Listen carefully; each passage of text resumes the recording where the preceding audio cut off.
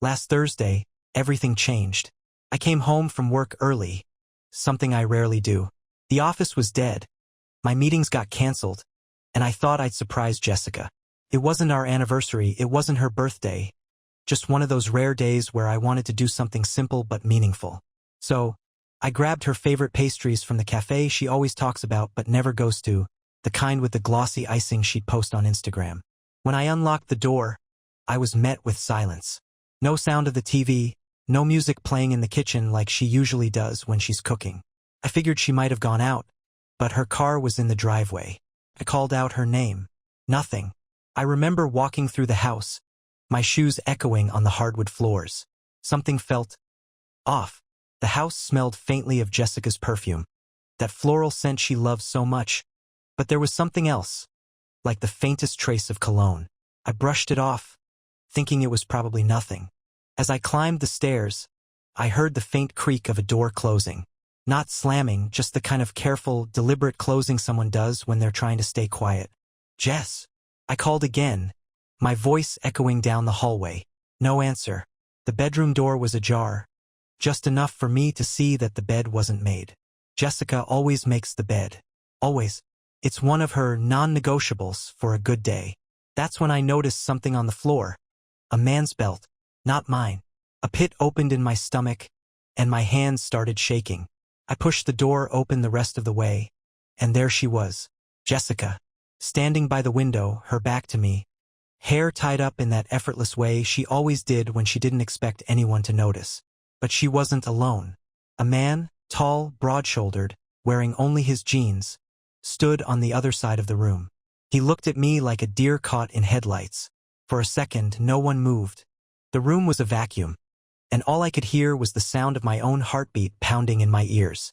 "Ethan," Jessica finally said, turning around slowly, her voice steady. Too steady. Her face was calm, her expression unreadable, like I was the one who had walked into the wrong house. "What are you doing home?" "What am I doing home?" My voice cracked. I looked between her and the man, trying to piece together what I was seeing. My brain couldn't catch up. The guy, he didn't even have the decency to look ashamed. He just stood there, frozen, like he was waiting for Jessica to tell him what to do.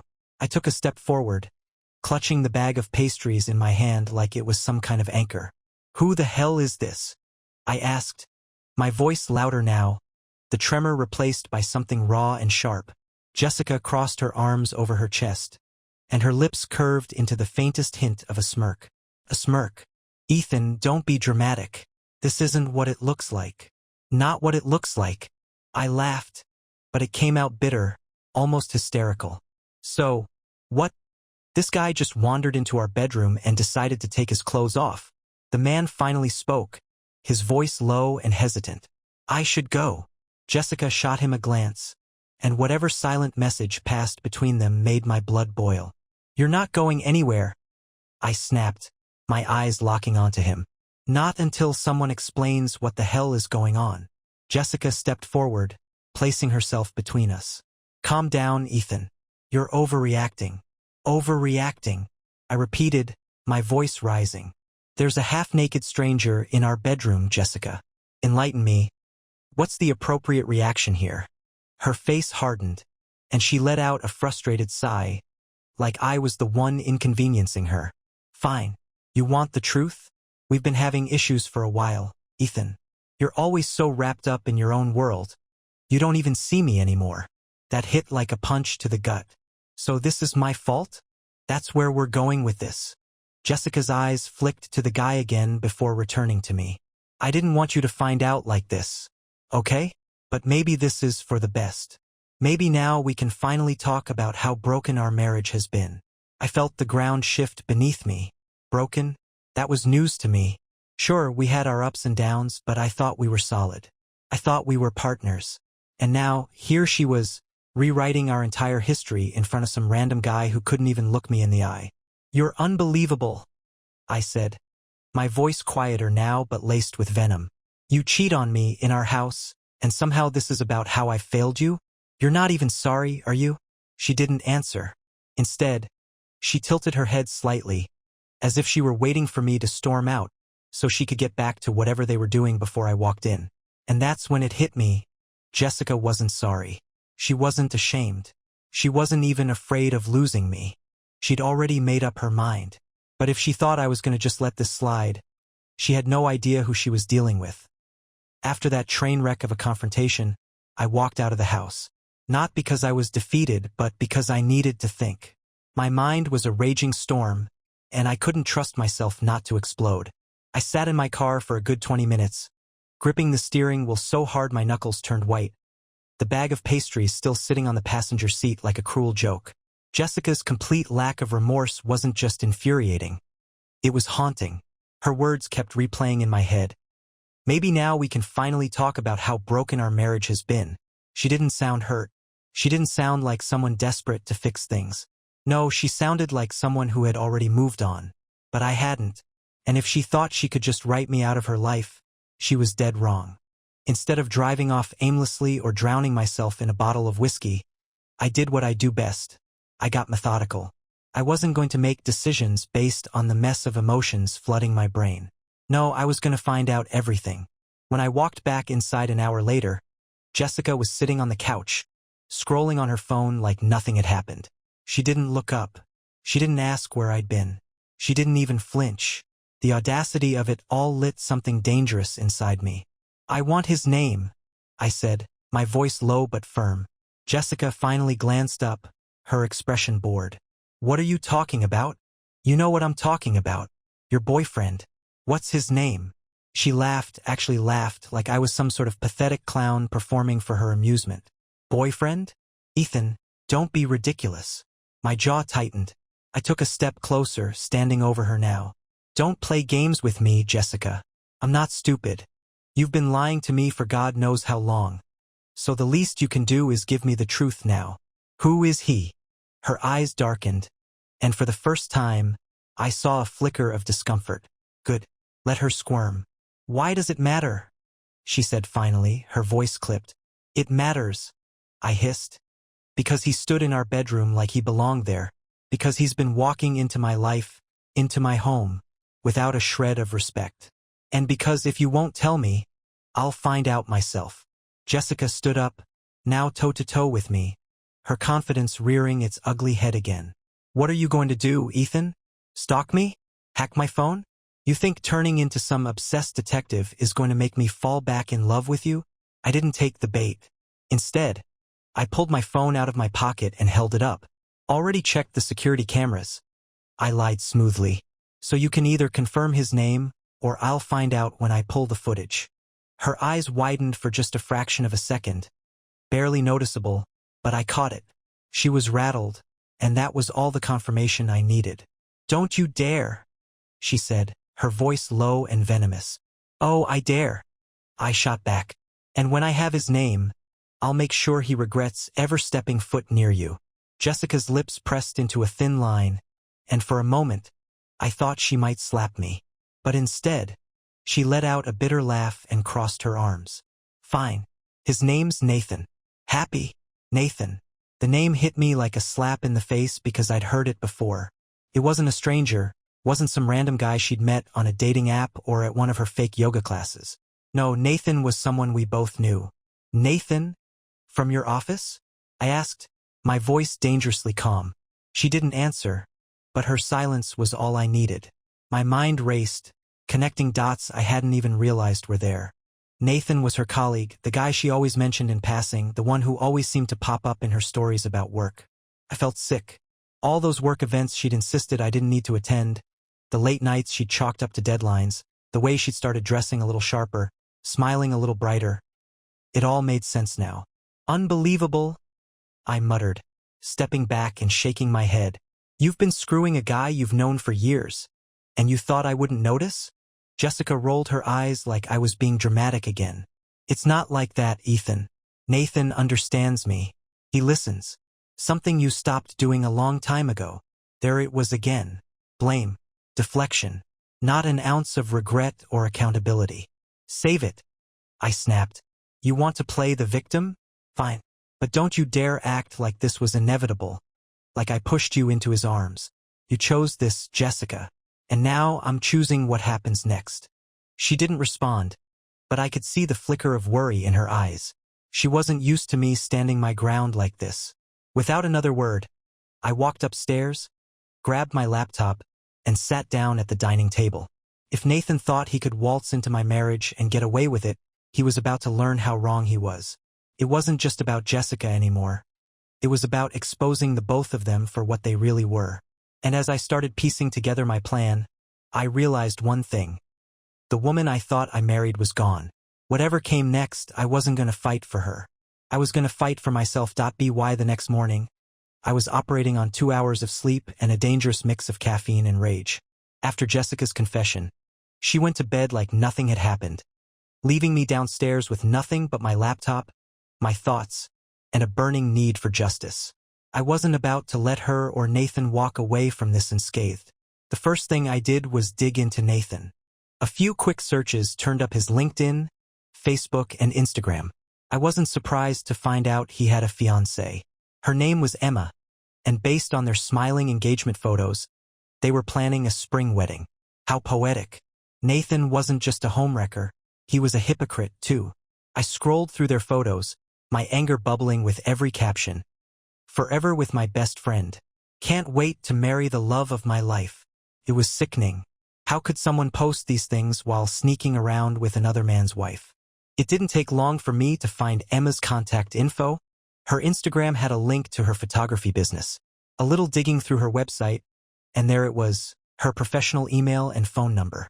I saved them both. But before I reached out to Emma, I needed more proof. I wasn't about to go nuclear without solid ammunition. So I went back to Jessica's phone. Jessica's a creature of habit, and her phone password hadn't changed in years. I waited until she was in the shower and slipped her phone off the nightstand. My hands were trembling as I unlocked it, not because I was nervous about being caught, but because I was terrified of what I'd find. It didn't take long. There it was, their text thread, pinned at the top of her messages. My stomach twisted as I opened it, scrolling through months of conversation. It was worse than I expected. They talked every day, sometimes from morning until night. The messages weren't just flirty. They were intimate, filled with inside jokes and confessions that made me feel like an outsider in my own marriage. There were photos, 2 selfies Jessica had taken in our living room, in our bed. My blood boiled when I saw one of her wearing the dress I'd bought her for our anniversary. Captioned, "Wish you could take this off me tonight." But the real dagger came when I found a conversation from the night before, just hours after I caught them together. "Nathan, you okay? Did he make a scene?" "Jessica, he's predictable," just yelled and stormed off. "He'll get over it." "Nathan, good. Let me know when I can see you again." "Jessica, soon. I'll come up with something." Predictable. She thought I was predictable. I closed her phone. My jaw clenched so tight it hurt. If she thought I'd just get over it. She was in for a rude awakening. That evening, I decided it was time to let Emma know the truth. I sat down, composed an email, and attached a few screenshots from Jessica and Nathan's conversations. I kept the message simple. "Hi Emma. I hate to be the bearer of bad news, but you deserve to know the truth. Your fiancé, Nathan, has been having an affair with my wife, Jessica. I've attached some proof. I'm sorry you're finding out this way, but I thought you'd want to know before your wedding. If you need more information, feel free to contact me. Best regards." Ethan. I hit send and leaned back in my chair, my heart racing. Felt like a small victory, but it wasn't enough. Jessica and Nathan had turned my life into a circus, and I wasn't going to let them walk away from this without consequences. Jessica came downstairs a little later, acting like nothing had happened. She poured herself a glass of wine and settled on the couch, scrolling through her phone with that same smug look she'd had the day before. I walked over, leaned against the kitchen counter, and folded my arms. "You and Nathan seem pretty confident that I'll just roll over and take this." She glanced up at me, her expression unreadable. "What are you talking about now, Ethan? Don't play dumb," I said, my voice sharp. "I saw the texts. He'll get over it? That's what you think of me." Jessica's face shifted, her mask of indifference cracking just slightly. "You went through my phone?" "You're damn right I did," I snapped. "You have the audacity to cheat on me, to bring him into our home, and you think I'm just going to sit here and do nothing? Her calm, smug exterior was gone now, replaced by something colder. She set her wine glass down and stood up, crossing her arms. "You're being ridiculous, Ethan. This isn't going to fix anything." "No," I said, taking a step closer. "But it's going to make sure you and Nathan don't get away with it." She narrowed her eyes. "What's that supposed to mean?" "You'll find out soon enough," I said, my voice low. "But let me make one thing clear, Jessica. You underestimated me. You thought I was predictable? Fine. Let's see how predictable I am when I'm done tearing down this little fantasy life you've built for yourself." For the first time, I saw a flicker of fear in her eyes. It wasn't much, but it was enough to remind me that I still had the upper hand. She wasn't as untouchable as she thought, and neither was Nathan. I didn't have to wait long for the fallout to begin. By midday the next day, my phone buzzed with a number I didn't recognize. It was Emma. "Is this Ethan?" she asked, her voice trembling. "It is," I replied. "I assume you've seen the email?" There was silence for a moment before she said, "I need to know if this is real." "It's real," I said firmly. "I'm sorry, Emma. I know this isn't what you wanted to hear, but Nathan's been seeing my wife for months. Maybe longer." Her breathing hitched. I could tell she was trying to hold herself together, but the cracks were showing. "How do you know? How did you find out?" I gave her the short version, the belt, the texts, the confrontation. I didn't sugarcoat anything, and by the time I finished, she was silent.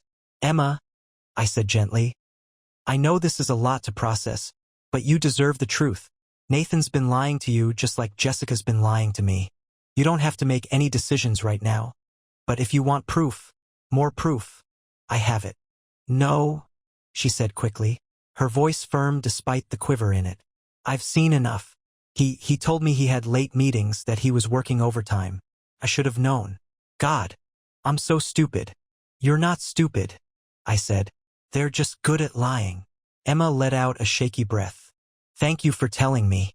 I'm not sure what I'm going to do yet, but I'm glad I know." We hung up after that, and for the first time in days, I felt a sliver of satisfaction.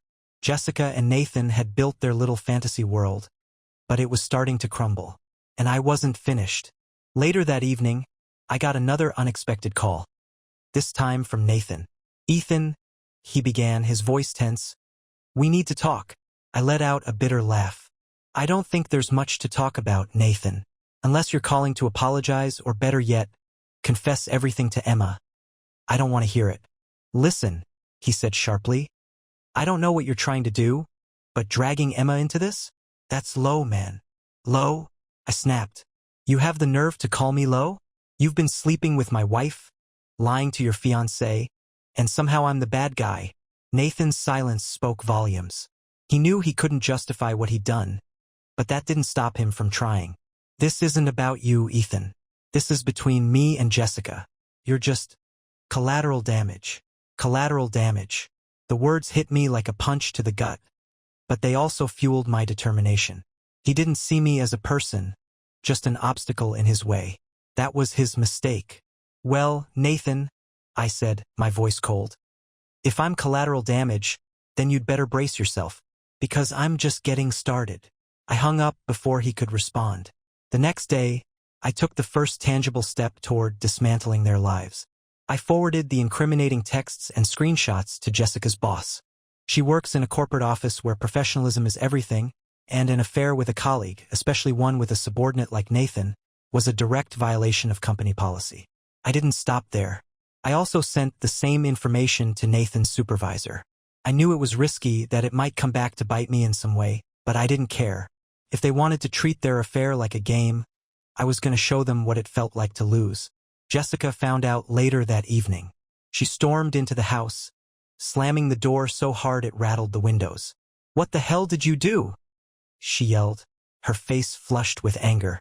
I stayed seated at the kitchen table, sipping my coffee like I didn't have a care in the world. "Good to see you too, Jess. How was work?" "Don't play dumb," she snapped, slamming her bag onto the counter. "I got called into HR today.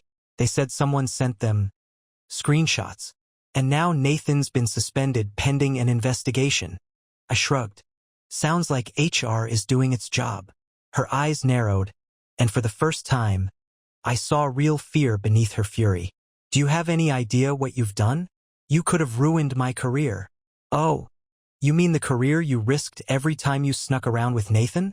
I shot back, standing up to face her. Don't act like the victim, Jessica. You brought this on yourself. She glared at me, her fists clenched. You're a petty, vindictive bastard. You know that? Maybe I am, I said, my voice calm but firm. But you're a liar and a cheater, and you don't get to lecture me about morality. She opened her mouth to say something, but I cut her off. And if you think this is over, I said, stepping closer, you're dead wrong. This is just the beginning. For the first time, Jessica didn't have a response. She just stared at me, her face a mixture of anger and unease, before storming upstairs. I didn't follow her. I didn't need to. The seeds were planted, and I knew it was only a matter of time before they started to grow. Jessica and Nathan thought they could destroy my life without consequences. They thought I'd roll over and let them win. But they underestimated me, and that was their biggest mistake. It didn't take long for the dominoes to start falling. By the end of the week, Jessica's perfect little world began to show cracks, and I was there to make sure those cracks widened.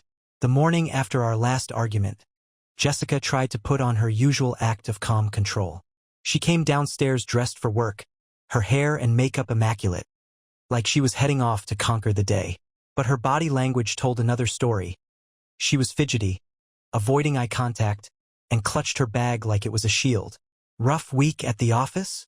I asked casually, sipping my coffee as she walked past me. She stopped in her tracks, her back to me. You've made your point, Ethan. Can you let it go now? I chuckled, the sound cold and humorless. Let it go? Sure. I'll let it go right after I've cleaned up the mess you made of our marriage. Jessica didn't respond. She stood there for a moment, shoulders tense, before finally grabbing her keys and leaving without another word. I wasn't done, though, not even close. That same afternoon, I received a message from Emma. She wanted to meet in person. We decided on a quiet cafe downtown.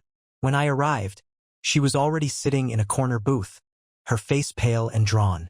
She looked up as I approached, and for a moment, neither of us said anything. Thanks for coming, she said finally, her voice quiet. Of course, I replied, sitting across from her. How are you holding up?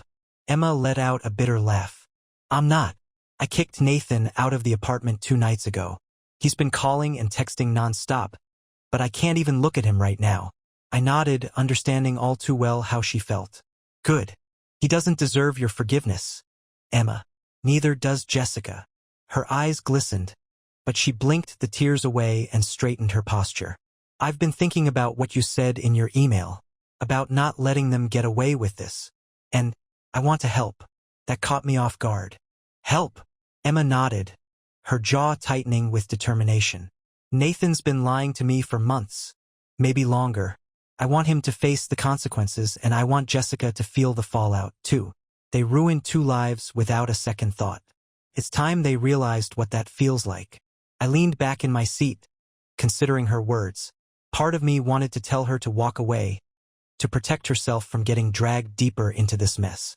But the other part, the part that was still raw and angry, couldn't deny the appeal of having an ally. What do you have in mind? I asked. Emma hesitated for a moment, then pulled out her phone. Nathan gave me access to his email a while ago, back when we were planning the wedding. He never changed the password.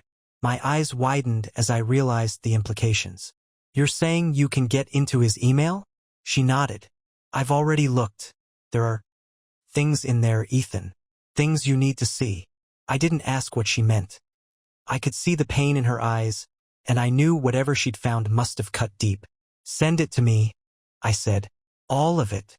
Emma agreed, and by the time I left the cafe, I had a pit in my stomach and a new resolve. That evening, as I sifted through the forwarded emails, the picture became even clearer. Nathan and Jessica had been far more reckless than I'd imagined.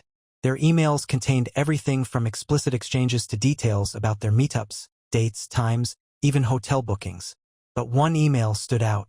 It was from Nathan to Jessica, sent just a week ago. Jess, I can't keep doing this. We need to figure out a plan. If we keep sneaking around like this, someone's gonna find out. Maybe it's time we talked about the future. I meant what I said. I'd leave Emma in a heartbeat if it meant being with you. Just say the word. The future. He'd been planning a future with my wife while stringing along his fiancée.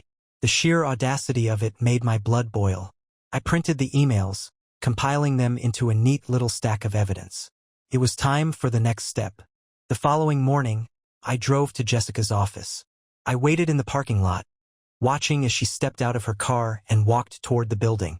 She didn't notice me at first, but as I got out of my car and called her name, she froze. She turned slowly, her face a mixture of confusion and irritation. "What are you doing here?" "Just thought I'd drop off something you forgot," I said, holding up the stack of printed emails. Her eyes flicked to the papers, and I saw the color drain from her face. "Ethan, don't what?" I cut her off, my voice low and sharp.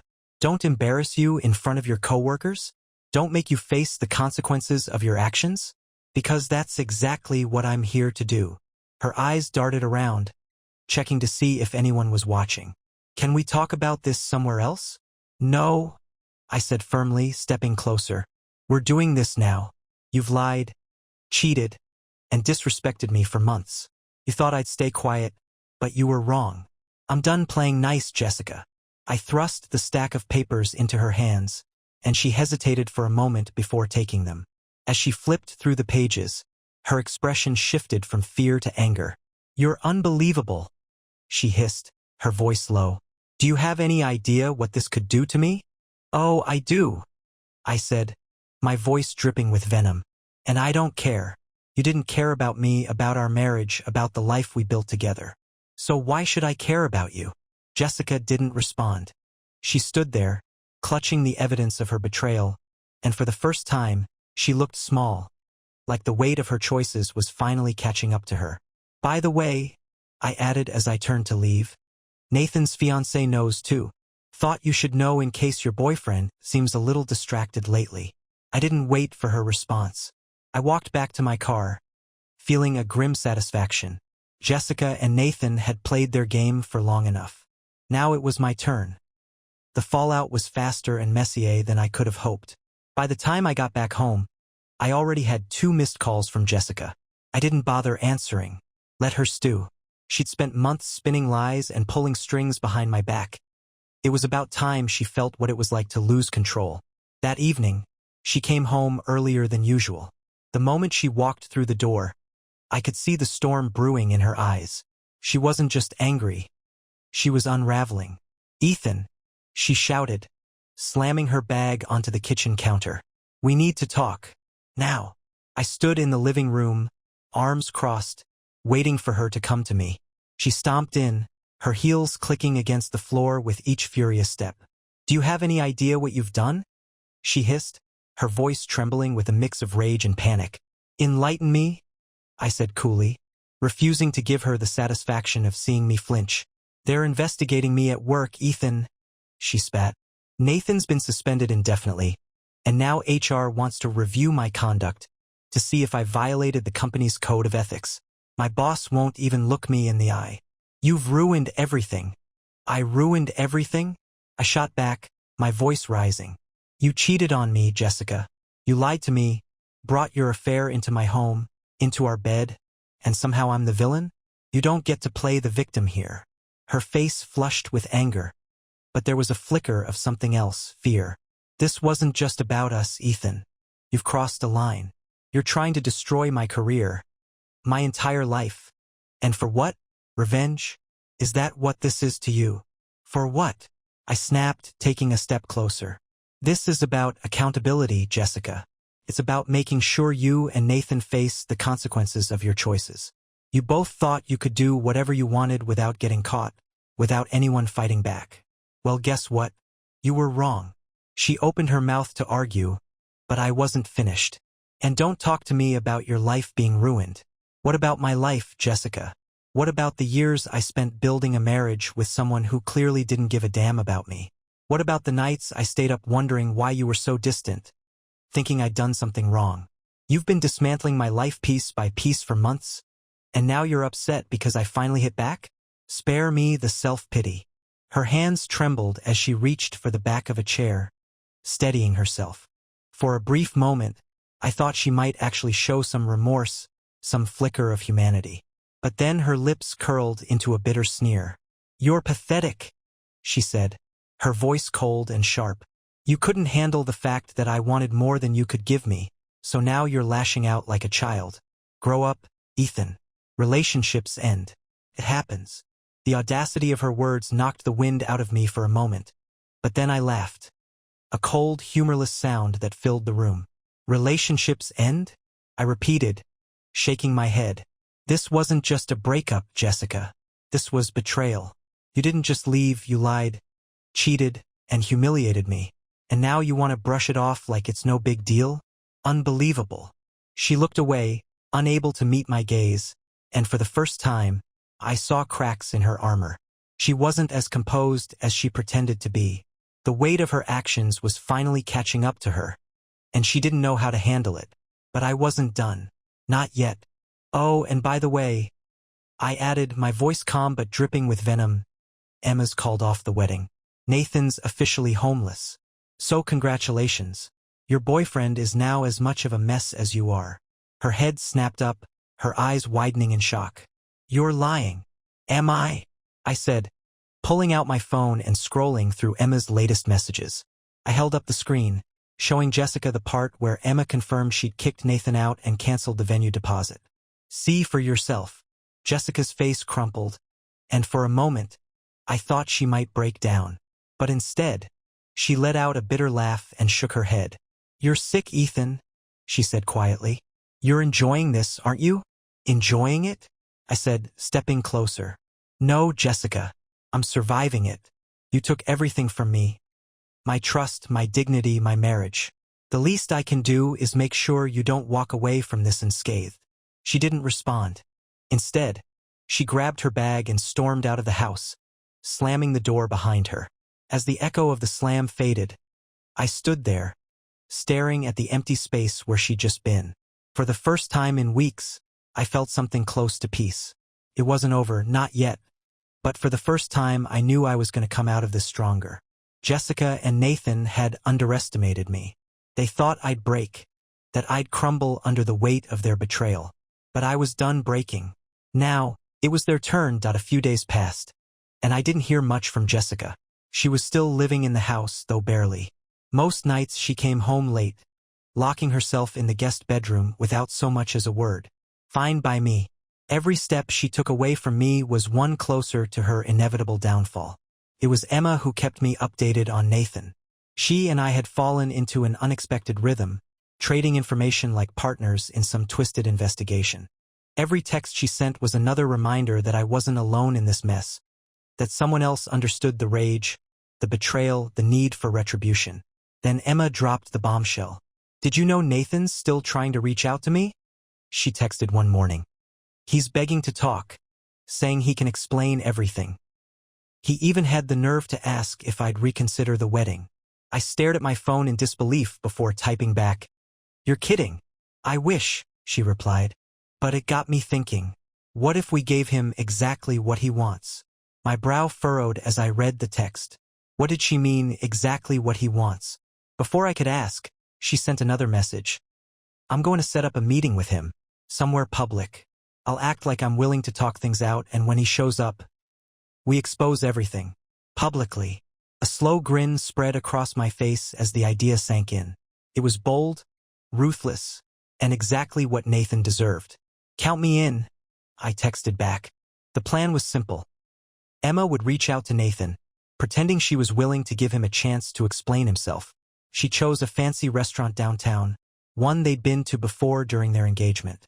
The kind of place where people dressed to impress and drama was bound to draw attention. On the day of the meeting, I positioned myself strategically, just out of sight but close enough to watch everything unfold. Emma arrived first, dressed in a sleek black dress that screamed confidence. She was the picture of calm, but I could see the tension in her eyes as she sat down and ordered a glass of wine. Nathan showed up 15 minutes later, looking disheveled but hopeful.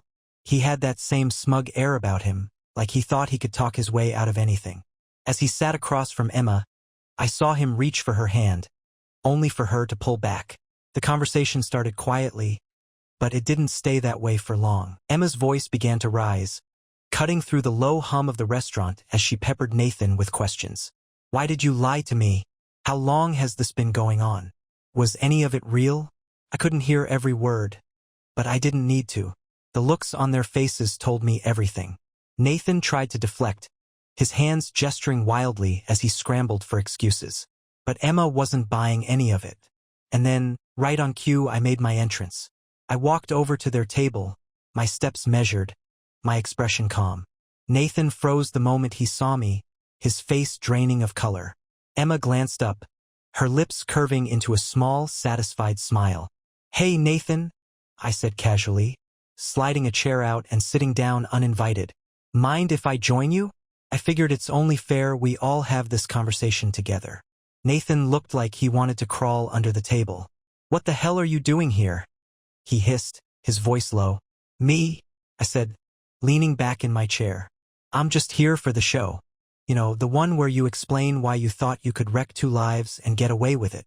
Nathan's jaw tightened, but before he could respond, Emma reached into her bag and pulled out a small folder. She placed it on the table and slid it toward him. Go ahead, she said, her tone icy. Take a look. Nathan hesitated before opening the folder. Inside were copies of the emails, the texts, the hotel receipts, everything we'd collected. His hands trembled as he flipped through the pages, his face a mask of panic. Where did you get this? He asked, his voice shaking. Does it matter? Emma shot back. You're caught, Nathan.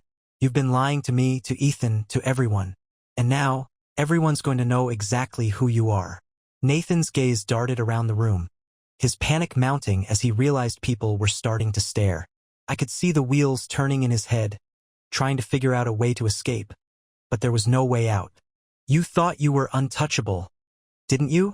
I said, leaning forward. You thought you could sneak around, ruin my marriage, lie to Emma, and still get your fairy tale ending. Well, guess what? Your fairy tale just turned into a nightmare. Nathan opened his mouth to respond, but Emma cut him off. I've already canceled the wedding, she said sharply. I've told my family, my friends, everyone. Your reputation is shot, Nathan. And if you even think about trying to pin this on me or Ethan, I'll make sure those emails find their way to your boss. So don't even try it. Nathan looked like he'd been punched in the gut. He stared at Emma, then at me, and for a moment, I thought he might actually break down. But instead, he pushed his chair back and stood up, his face a mixture of fury and humiliation. You're both insane, he muttered before storming out of the restaurant. Emma and I sat there for a moment, letting the tension settle. Then she turned to me, raising her wine glass with a small, triumphant smile. To closure, she said. I clinked my glass against hers, a sense of satisfaction washing over me. Nathan was out of our lives, his perfect little world shattered. And Jessica? Her turn was coming next. Nathan was out of the picture, but there was still one loose end that needed tying up, Jessica. She'd been lurking in the shadows ever since the fallout with Nathan, barely speaking to me, only showing her face when she had to. The woman who once carried herself with arrogance and unshakable confidence was now a shadow of herself, and I wasn't done. She deserved to know what it felt like to lose everything, just like I had. It was a Saturday morning when I decided to pull the final thread. Jessica was sitting at the dining table, staring at her phone like it held the answer to all her problems. I stepped into the room and placed a thick envelope on the table in front of her. What's this? She asked, barely glancing up. Open it, I said.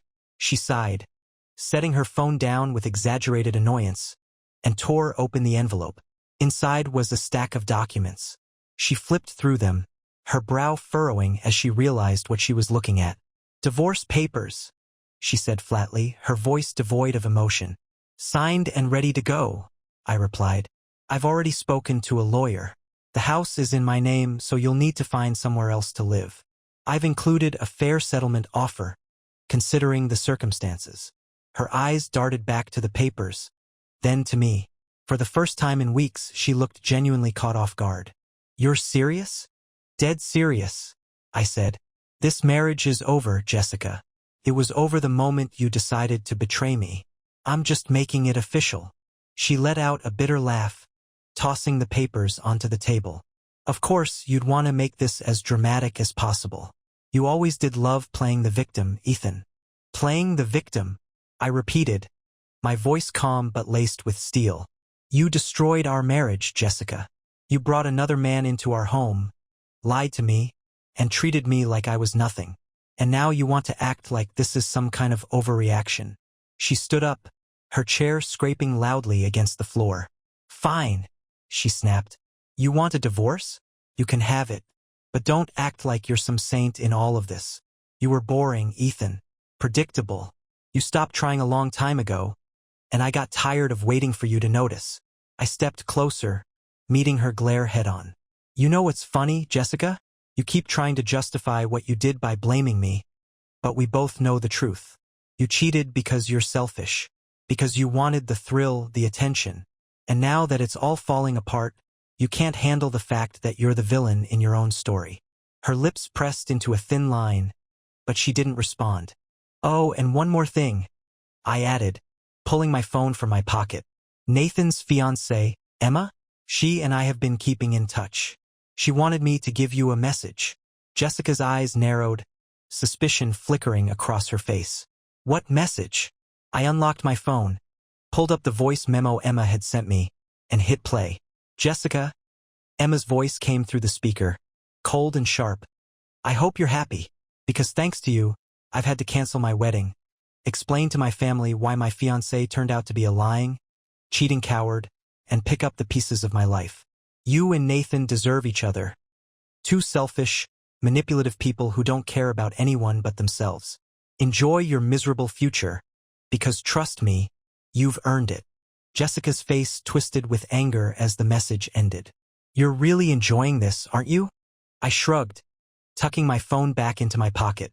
I'm enjoying the truth coming out, that's all. She stood there for a moment, her jaw clenched, her hands balled into fists. Then, without another word, she stormed past me and up the stairs.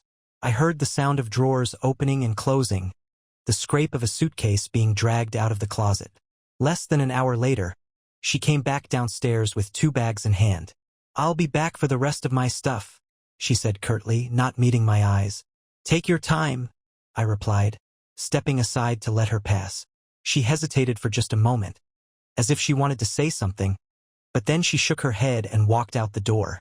As the door closed behind her, I felt an overwhelming sense of relief. It wasn't joy, it wasn't even satisfaction, but it was something close to peace. For the first time in months, I felt like I could breathe again. Jessica and Nathan had tried to tear my life apart, but they'd underestimated me. I wasn't just a casualty in their story. I was the one who brought it to an end. And as I stood there, staring at the empty space where Jessica had been, I realized something. This wasn't the end of my life. It was the beginning of a new one. One without lies, betrayal, or selfish people dragging me down. And for the first time in a long time, I was ready to move forward.